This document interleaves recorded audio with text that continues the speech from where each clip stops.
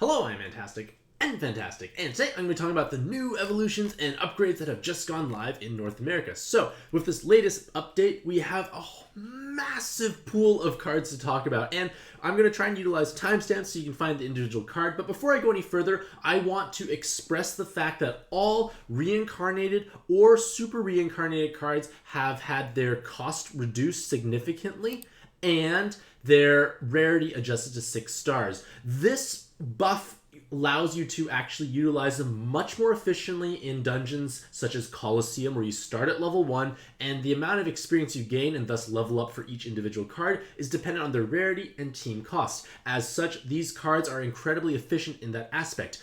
Furthermore, in the new Alt MD2, which was also just released, cards that are 6-star rarity or lower receive a significant boost to their health and recovery levels. So again, these types of cards become much more appealing to use in those circumstances. Now, with that out of the way, I'm going to talk about the cards individually, except for those rarity stuff. So, for Reincarnated Brigid, she has now got the chance to have 6 skill boosts or a super jam resist or a bit more damage.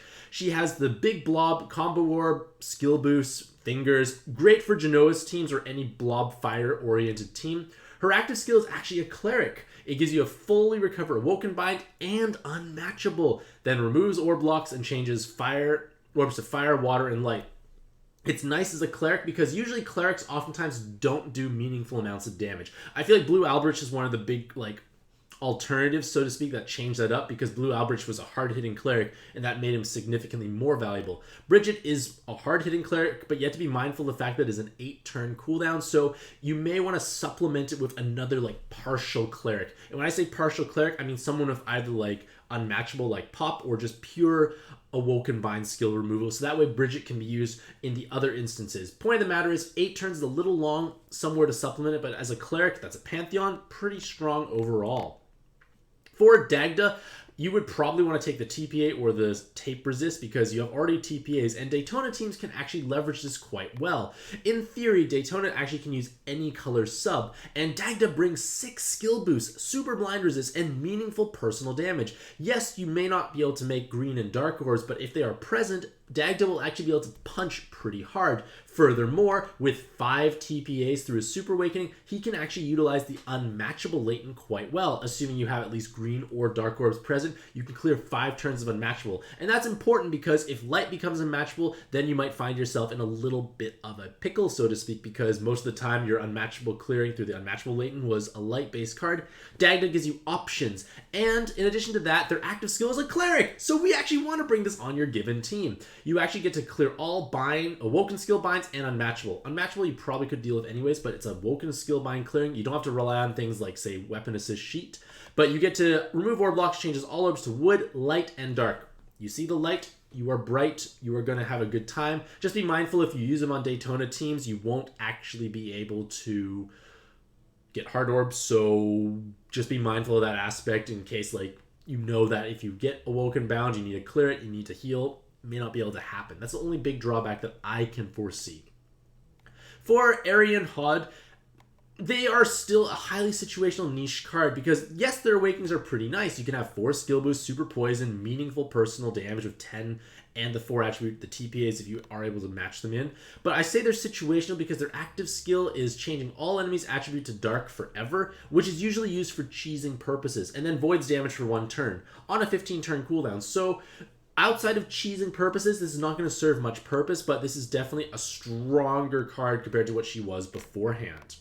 And now we come to Weapon Assist for one of the Pantheon series, and I love Weapon Assist on Pantheons because I'm pretty much guaranteed to have that card anyways. They're probably not being used in most capacities, so the Weapon Assist is what I like to do. So for Hino's Weapon, you get Cloud, Team HP, Team RCV, and a Cross Awakening, and a big movement time. And in fact, many of these cards are going to have a similar setup in terms of the Team HP, RCV, Cross, and Time Extend, and then the resist changes based on the card. So the Awakeners are nice and solid. And then for Yomi's active skill, you get a 30 or 35% damage reduction shield for 3 turns, and reduces the enemy's defense. So that's pretty cool, I guess, but it's a nice little shield. It's on a 6-turn cooldown, so it might come up a little too fast, but the Awakenings are quite solid overall.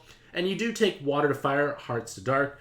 I'm not a huge fan of the Orb Changer because breaking hearts is not the best thing overall. Most fire teams don't really use dark orbs, but From an Awakenings point of view, not bad. For Orochi, I'm much more excited about Orochi. You do get less ideal Awakenings in a sense. It's 20% poison as opposed to Cloud, but their active skill is fantastic. It's a 4-turn delay on a 15-turn cooldown. Delay actives have become significantly more value over time, and because we need to use them often, we want to make sure we actually have useful Awakenings attached to that respective card. And with a Team HP, RCV Cross, and 1 second of movement time, Orochi's Weapon Assist is actually quite powerful. As soon as I get my respective gem to make the evolution, I'm probably going to make Orochi as the first choice, just because this one is actually quite a strong Weapon Assist that can be used across a wide variety of teams. But if you don't like delays, Susano's is also another perfectly viable option. Again, great Awakenings, and the active skill is 60% damage reduction for 3 turns, and then 1 turn of haste. So, as an inherit, if this charges up on floor 1, it gives you 1 effective skill boost because of the haste, and the damage reduction is going to ensure that you most likely will not die on the beginning floors. A good example of utilizing shields to help you transform is in MD3, which cannot be delayed for floor 1. So utilizing shields is a way for you to bridge yourself if you're using a multi-step transforming card, because usually in the second transformation step, well, the first transformation step, I should say, you're kind of vulnerable. You probably can't survive the hits. This shield lets you do so, and then the shield is probably going to be helpful later on in the dungeon. So Orochi, Susano have tremendously strong value as weapon assists for basically any given team. For Amaterasu, again, great Awakenings with a tape resist added, which I think is quite spicy. And then you get a 40% heal and fully recover bind and awoken binds, but not unmatchable. So just be mindful of the fact that you have to clear unmatchable some other way. And you get 1 turn of haste.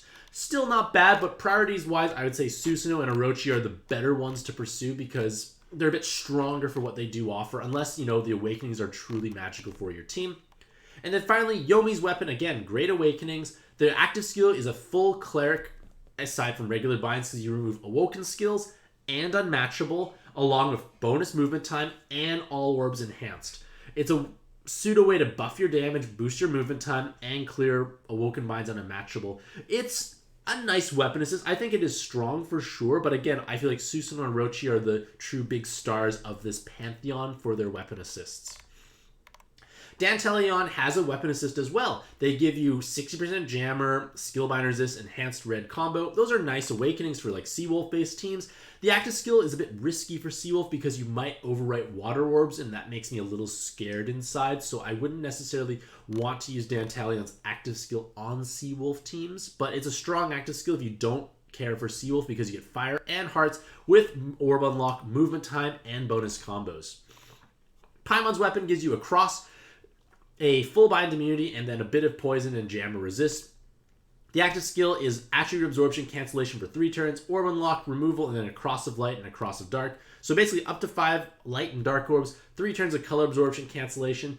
Cross Awakenings are great for removing sticky blinds. It's not necessarily for cross-based teams. It's just to remove sticky blinds when they do occur. So if you do need attribute absorption, it can be meaningful. For Skuld, Skuld gives you 80% poison resist with an L. That's actually quite nice when you think about it. Like, we need at least 1 L on your team. It doesn't matter what team you run, you pretty much always want to have at least 1 L Awakening available.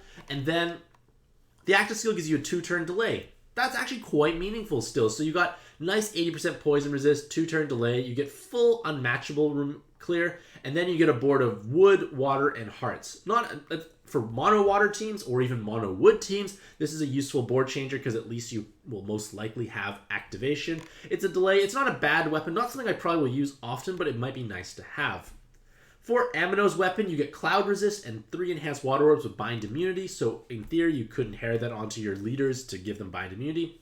But this active skill is a 7-turn cooldown that gives you damage reduction, and if you use it on like a 1 cooldown based card, you have essentially a looping shield, which can definitely be meaningful, along with a board changer with an orb unlock alongside of it. So it's still a reasonably strong weapon from an Awakenings point of view. Looping shield might be better served on low cooldown cards.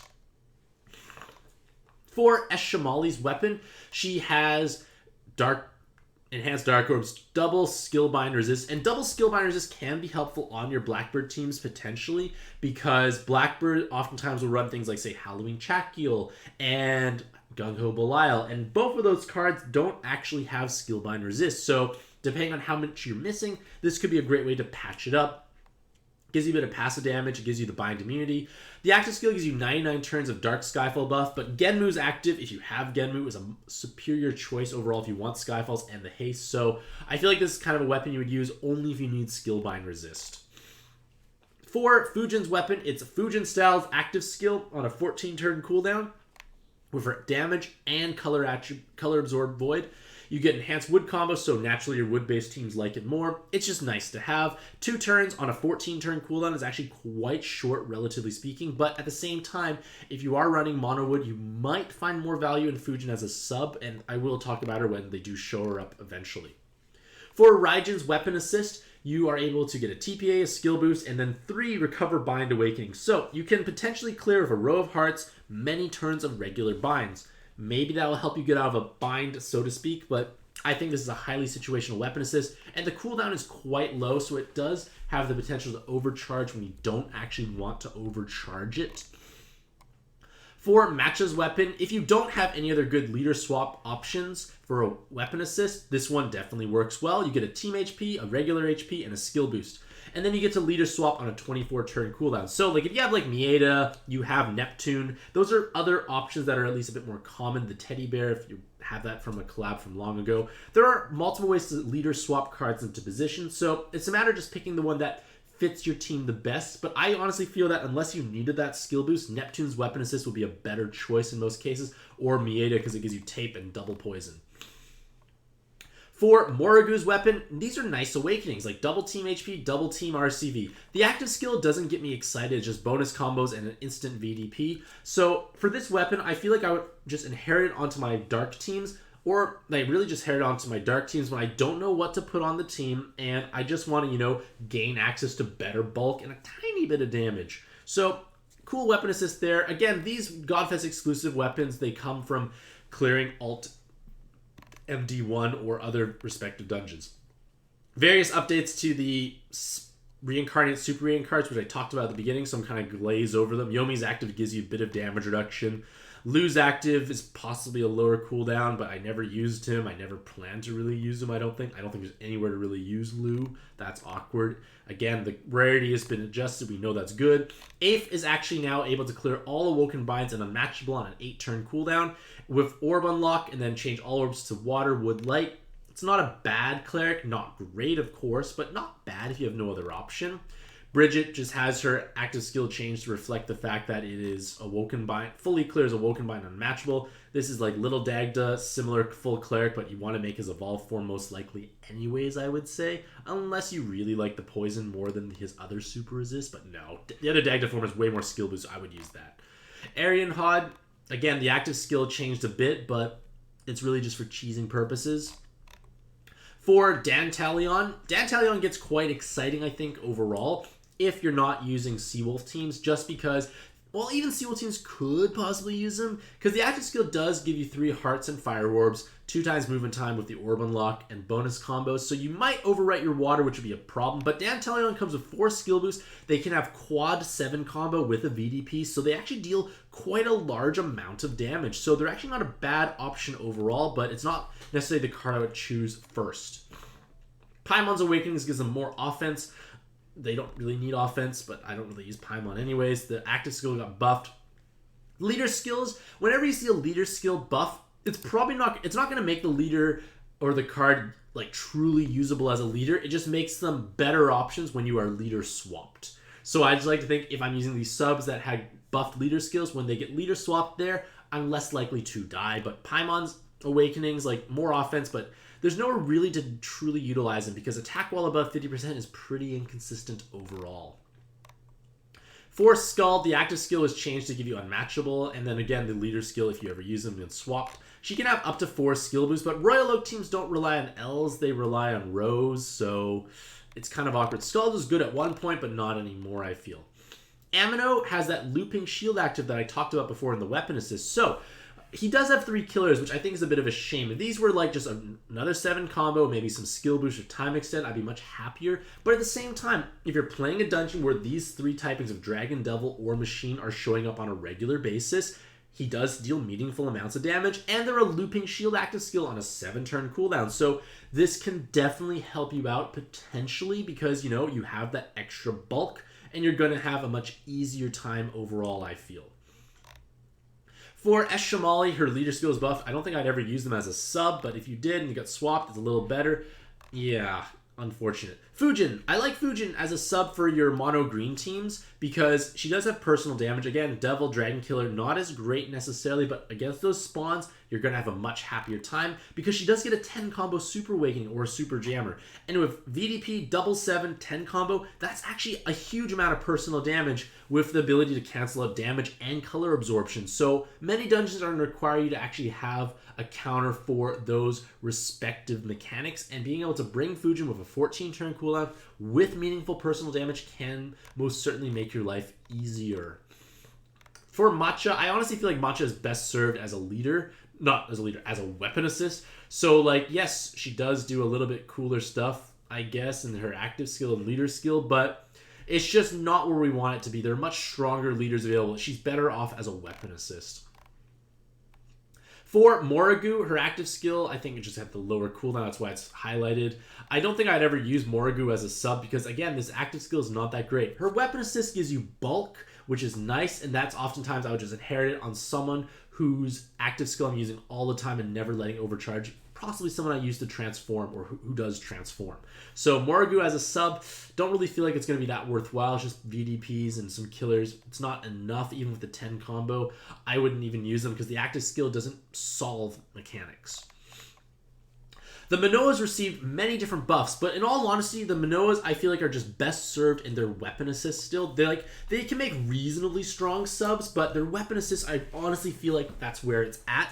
But I'll just go through them quickly anyway. So base Menoa has significantly more personal damage for rainbow-based teams with the 4 attribute awakening. Her active skill gives you full board lock on a 1-turn cooldown, and it gives you unmatchable clear by 5. Sure, I guess it's a little nice extra zest, but again, weapon assists I feel like are where the Menoas truly shine. They can still function as respectable leaders, but if you have any of the Transformers or any other card that seems that you see other people use, there's a good chance you have a better leader.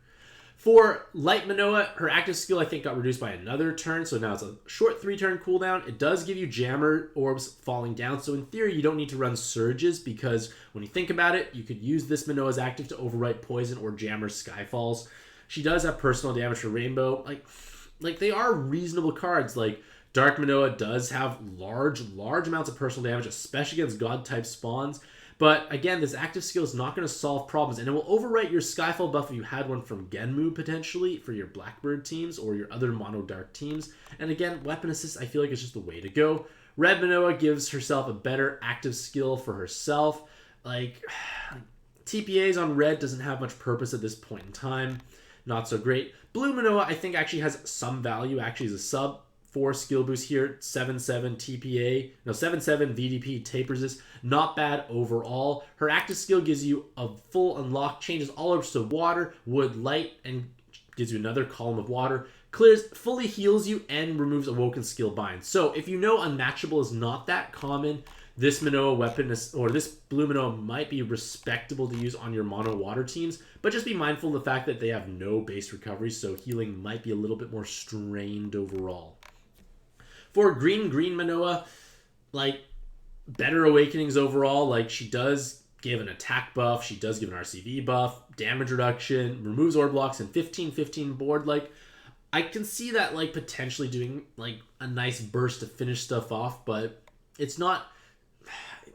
I feel like it's just going to be hard to justify utilizing on a team because the cooldown is quite long. And oftentimes when you need things to buff your recovery or time extend, you want them to be doing so on a regular basis. But then again, it does give a shield. It's pretty high value active skill. Maybe you can make arguments to use them on your mono wood teams.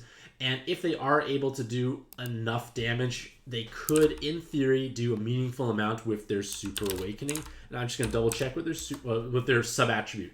Super Awakening could be another 7 or a VDP, so never mind. They're not going to deal actually that much damage overall, I feel. For sub-attribute only Menoa, lots of skill boosts, cool, but no personal damage outside VDP. It's going to be so hard to justify utilizing them as a sub, I feel. And all honesty, it's better just use their weapon assist. So, all of Menoa's weapon assists have received a resist of some kind. So they give their original like skill boost, team HP, and then the rose, and maybe like a bit extra. Like, so it's a little bit extra. These are good weapon assists to be, great weapon assists to begin with. They got a little bit stronger. Happy times all around. Blind for the Dark Menoa, Jammer for light weapon. Red gets a cloud, which is pretty great overall when you think about it. Like just a cloud, free cloud resist all out of there. Blue gets a poison resist. The green, one of the green ones gives you tape and rose. So pretty spicy weapon for your Nautilus teams, especially the fact that you do combine it with that delay. It's pretty nice overall.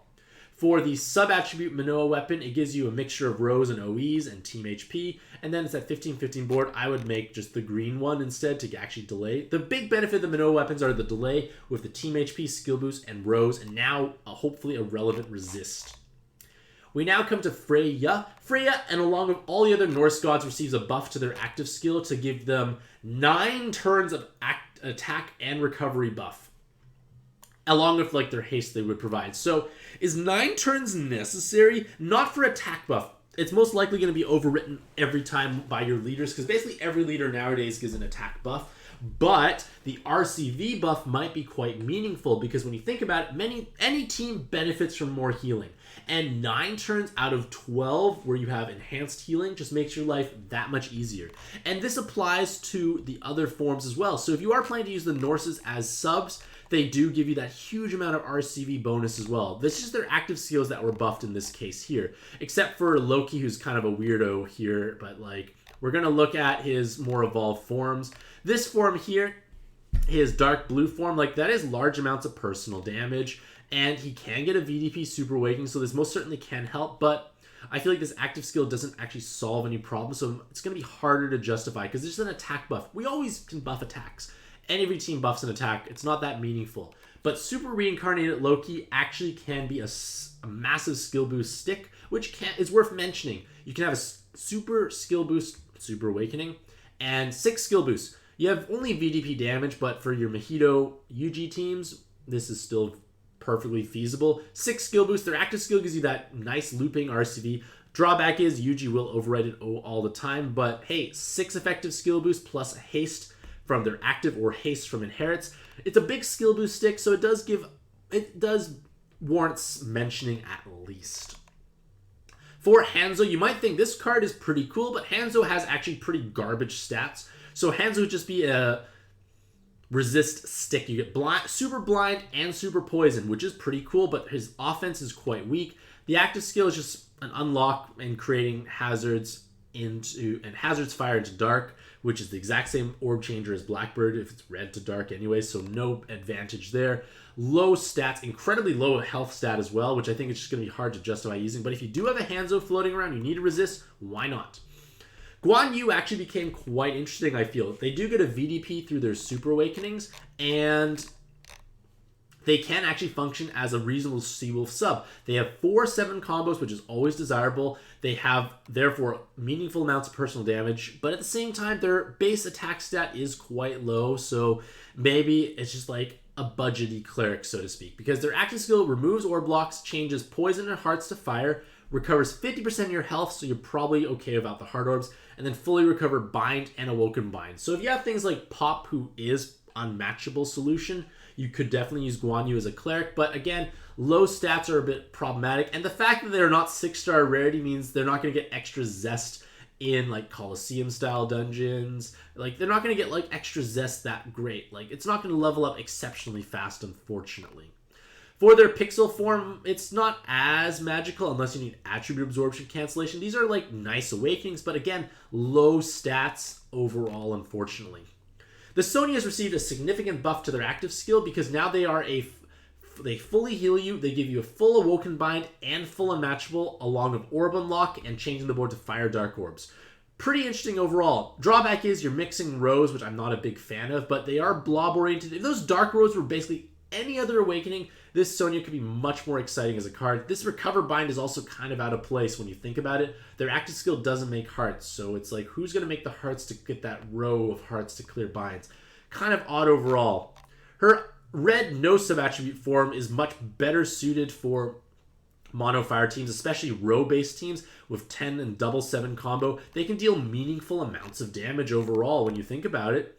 And the active skill is that same cleric style ability that clears Awoken Skill Binds and Unmatchable. So if you know the cleric needs are lower, you can have a much better time. And this form also has a VDP Super Awakening, so large amounts of personal damage. Just be mindful of the fact that they have low amount of skill boosts. And then for her story form does give you damage, like, it pierces through the enemy's damage void. So for your blob-based teams, or like teams who don't actually have enough VDP damage, this can be a potential solution for those respective spawns. Like, she does have a reasonable amount of personal damage with, well, actually, with 777 combo is reasonable, but with a Super Awakening, she can get 10 combo. So actually huge amounts of personal damage potentially, but at the same time, do you have other options for Void Piercing? Because this is kind of a long-ish cooldown overall, I feel. Actually, as a leader, they're not bad overall. If you're a Dragon Devil type, they do have respectable multipliers, but they have no bonus combos and no auto follow-up attacks, so I guess maybe not so great. Just nice numbers there. Next is Phoenix Rider, and Phoenix Rider, I think, is actually quite a spicy card now. So remember, because of the rarity adjustments, they're like, unbelievably low team cost, so they're gonna just shoot up in levels in like Colosseum-style dungeons, and their awakenings make them quite well suited for co-op because they're lower skill boost. They have double 7 combo, VDP, and co-op boost awakening. If you play them in co-op, their stats become much more potent overall, and that can be great, especially in, like, say, MD2 or Alt MD2. If you play it in co-op, Phoenix Rider is going to be providing a monstrous amount of stats, and then their damage actually becomes meaningful in that aspect. Furthermore, their active skill is helpful. It gives you a recovery buff and gives you 4 turns of damage reduction along with fully clearing unmatchable. It's not a full cleric, but in MD2, you don't actually need to have Awoken Bind clearing. So Phoenix Rider gives you damage reduction to let you tank those big hits. It's a low cooldown, RCB buffing. I actually think Phoenix Rider is pretty good. There's a good chance right after this video I'm going to go into my box and level up my Phoenix Rider just to remind myself that they are actually a meaningful card. And I feel like if I'm starting to play like Seawolf in co-op, Phoenix Rider is going to be a card I'm going to choose quite often because meaningful damage, co-op boost, and a useful active skill overall. Especially if I do play Alt MD2 and I don't want to use Daytona, but I might use Daytona. Next is Red Odin, and Red Odin is pretty crazy now. You got 6 skill boosts, lots of rows, and a blob awakening, so they do meaningful amounts of damage. Their super awakening is kind of irrelevant now. They have a VDP, which you think is useful, but their active skill is nice. They give you 2 turns of void, damage void, and a poison and an attack. Like, the poison and the attack are not what you want. It's the 2 turns of void, damage void, and it's on a 9-turn cooldown, so it is much shorter than Sonia's. It's 3 turns less, and Red Odin does have huge amounts of passive damage for your team, huge skill boost, blob awakening, so he does do 12 times personal damage with blobs. It's going to be a great Genoa sub, I feel, overall, especially if you don't have other options for void, damage void, or just the fact that you can just transform with relative ease is meaningful in itself. For his Mega Awoken form, their active skill is being quite buffed. They get Orb Unlock, changing light and hearts to fire, 3 bonus combos for 6 turns, and voids damage completely for a single turn. So you get a nice orb generator, you have a perfect 100% damage reduction shield, and lots of combos for a long time. They're not a bad card to run, but their personal damage is definitely going to be lacking in the sense that they're only double VDP with 110 combo. Not bad, but not great either unless you're making VDPs on a regular basis. For Alcyone, I can't pronounce her name, they're actually going to be a respectably strong cleric for your Saphira Saitama teams because they do give you OEs, they do give you rows, so nice passive damage for everyone else, and their active skill is a full cleric in the sense that it gives you Awoken Bind and Unmatchable. So regular binds could still be a problem, but those are so rare nowadays anyways, and most things are bind immune regardless. So she does function in that aspect there, and then she also changes Dark Hearts and Hazards into Light. So it's an orb generator with the cleric aspect and 1 turn of haste, so it's not a bad thing overall. So it definitely can be a potential alternative to like Leona. She can get the big blob awakening, or if you don't want the blob, you can get resist or skill boost, but with the blob you're 12 times personal damage, so suddenly they're a cleric that actually does meaningful amounts, so that definitely can be helpful overall. In their light form, they have a VDP, they have tacos instead of rows, so if you are making multiple light combos, this is definitely a great way to bolster your damage overall. Same useful active skill, and then they can have a 10 combo or VDP or 7 or skill boost plus, so this one does have strong personal damage as well. So I it all depends on which playstyle you're going for. Are you going for more blob-oriented or more VDP or combo-oriented? Still a strong light cleric with personal damage. I like that overall.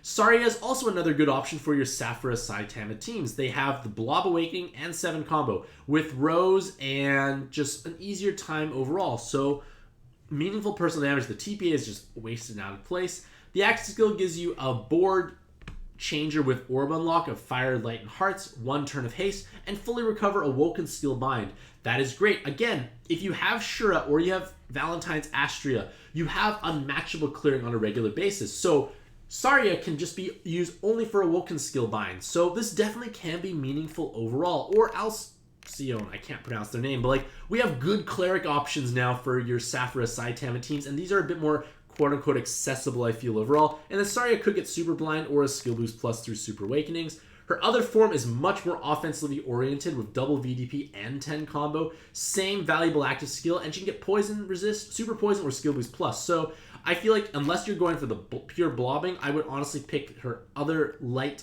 no-stat attribute form because this form actually does much more meaningful damage. Just no wasted awakenings, which I like overall. And then Pixel Saria does give you blob VDPs. Again, are you going blobs? It gives you options, but I think the 10 combo with the double VDP is a little spicier overall. And then the active skill is different, unfortunately. It gives you the board unlock with the board changer, 2 turns of haste, and then fully recover Woken Skill Bind, but it's a 13 instead of a 9-turn cooldown. It's a little longer for sure, and I honestly feel like light and no sub-attribute Saria is stronger overall. Next is Raijin, and Raijin can be a respectable Daytona sub. You can have a 10 combo Super Awakening, and with 4 skill boosts and 3 TPAs to do meaningful personal damage, and she's going to function as an alternative to Halloween Cotton.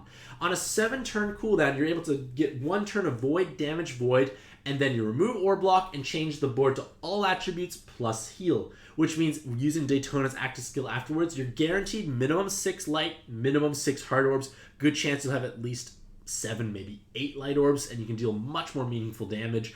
So I would honestly utilize them when you don't have Halloween Cotton. They're obviously inferior to Halloween Cotton, but not everyone has a Halloween Cotton, unfortunately.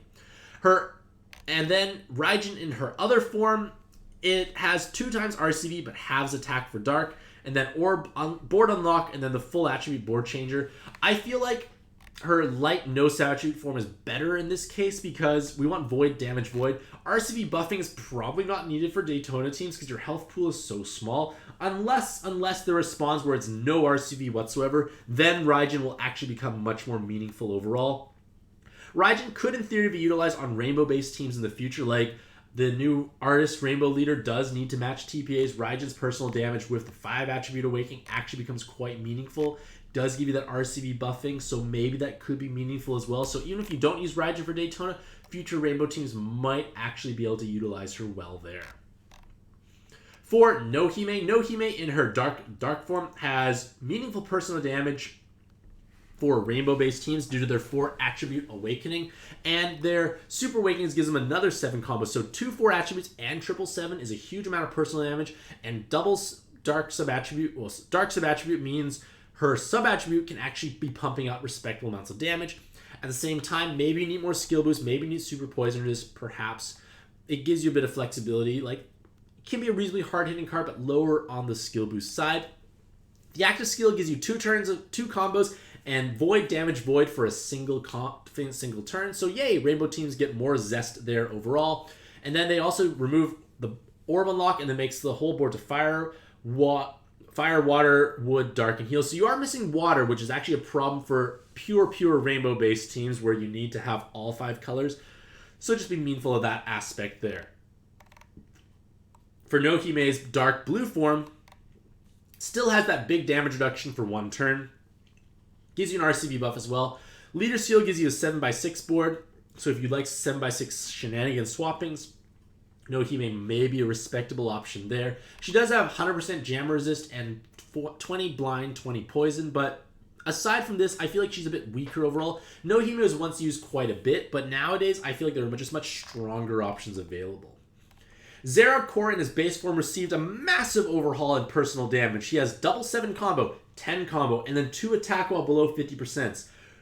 That's a monstrous amount. That's 16 times 5. That's 30. That's 80 times personal damage. That's a huge amount for Zaerog core. So they definitely can deal meaningful amounts of damage. Their active skill is a 1-turn cooldown that gives you orb movement time and HP halving. I feel like he does still compete so heavily with Athena Non. And while Zaerog core does have VDP Super Awaken, so he does do damage against everything, Athena Non just brings a bit more to the table overall with the super resist. And I'm going to double check what she brings. She brings super blind resist, and that's just a big advantage, and she does have a much larger attack stat, so even though her personal damage multiplier is lower, is it necessary? And you also get the Orb Unlock, and the Orb Unlock is just a big upgrade to Zaerog core not giving the Orb Unlock. Like, it's small, subtle things. So if you don't have Athena Non, or you can't get Athena Non's gem, sure, Zaerog core is definitely a better option overall, but this follow-up attack I think is a little awkward as well. Zaerog core's evolved dark form it's just awkward overall. Like, they're like mixing VDP with skill charge, TPAs. Like, they're all over the place. They can't make up their mind what they want to be, so they do a bit of everything, unfortunately. The active skill does give you 2 turns of damage and attribute absorption on a 2-turn cooldown, and it does give you and does have the potential to be quite fast charging up with skill charge, but at the same time, I think it's just a little awkward because the other forms are just better rainbow subs overall. Their green form is a great alternative to Valentine, or it's a great option for piercing through damage void, because you know Skyfalls has no problem for like your Valentine's ideal teams because you already have no Skyfalls, and then you have meaningful personal damage with a monstrously large attack stat, super jam resist, and then 2 turns of void damage void on a 6-turn cooldown. Meaningful card overall for sure. And their Super Awakenings does allow them to have potentially a skill boost plus, which gives them 4 skill boosts. So not a bad card overall, but their light form is actually a strong alternative to Valentine's Akine as well, potentially. Not as good, but a valuable alternative because they can have up to 4 skill boosts with Super Awakenings, or just more personal damage with another 3 attribute. They have super poison resist, so that's obviously helpful there. Their active skill is a 5-turn cooldown that gives you a full board unlock with the full 5 colors plus hearts. And then if you are below 50% health, you get 2 turns of damage absorption cancellation. So if you have ways to cut your health, or you know you can be hit hard enough to trigger this clause, Zaerog core is actually a wonderfully strong, potent damage absorption solution, and they have a huge attack stat, so they will be dealing meaningful amounts of damage. So rainbow-based teams definitely got quite a bit of love with these Zaerog core evolutions overall.